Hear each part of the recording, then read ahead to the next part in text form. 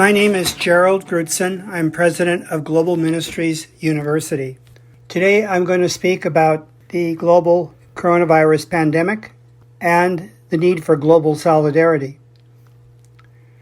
The paradox of developed nations achieving the vaccination of most of their citizens against COVID-19 and the scarcity of the vaccines in many less developed nations provides us with a picture of the imbalance that exists in global healthcare.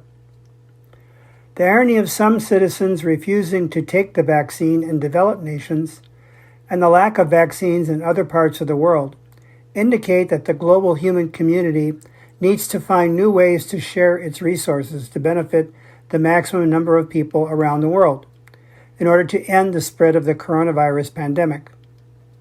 Pope Francis has addressed many of these issues in his encyclical Fratelli Tutti, and I quote, "Vaccine nationalism has also complicated access to these vaccines. Countries with financial resources like the US and the UK can contract directly with the companies that have developed the vaccines to supply them to their own populations. Poor countries are now relying on the system developed by COVID-19 Vaccines Global Access, called COVAX, which is part of the Global Alliance for Vaccines and Immunization, Gavi, and the World Health Organization to coordinate the distribution of vaccines to low and middle-income countries around the world.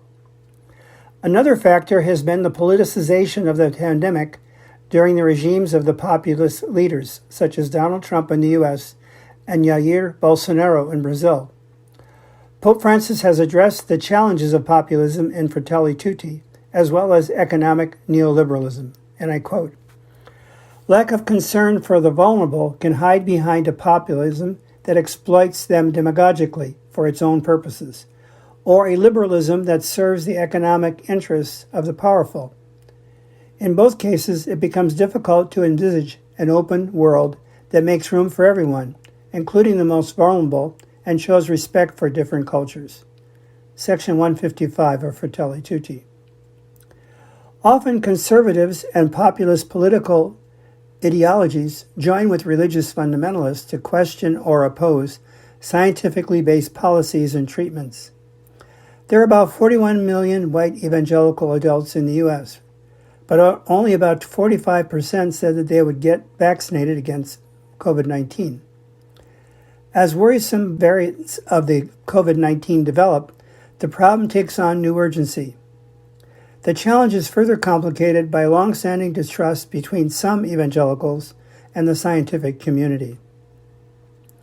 The impact of the COVID-19 pandemic has also affected Africa, particularly East Africa, and has been particularly difficult for the nation of Kenya, which has relied on tourism for the greater part of its gross domestic product.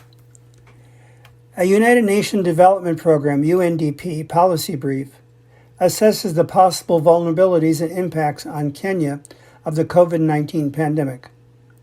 This policy identifies the COVID-19 pandemic on the economy, poverty and inequality, women and girls, refugees, internally displaced persons, and migrants, education, food security, nutrition, and governance and security. International cooperation is threatened by rising myopic, extremist, resentful, and aggressive nationalism. Pope Francis focuses on local conflicts that are exploited by the global economy. The global economic culture may unify the world, and I quote from Pope Francis, but it divides persons and nations, linked to moral deterioration that influences international action and a weakening of spiritual values and responsibility, contribute in turn to a general feeling of frustration, isolation, and desperation. Hopefully, recent efforts to expand the efforts of COVAX to reach the most vulnerable populations in the world will help to fulfill the vision of Pope Francis put forth in Fratelli Tutti. The success of the COVAX vaccine distribution program can serve as a template for other forms of cooperation between the developed and developing nations of the world. Thank you.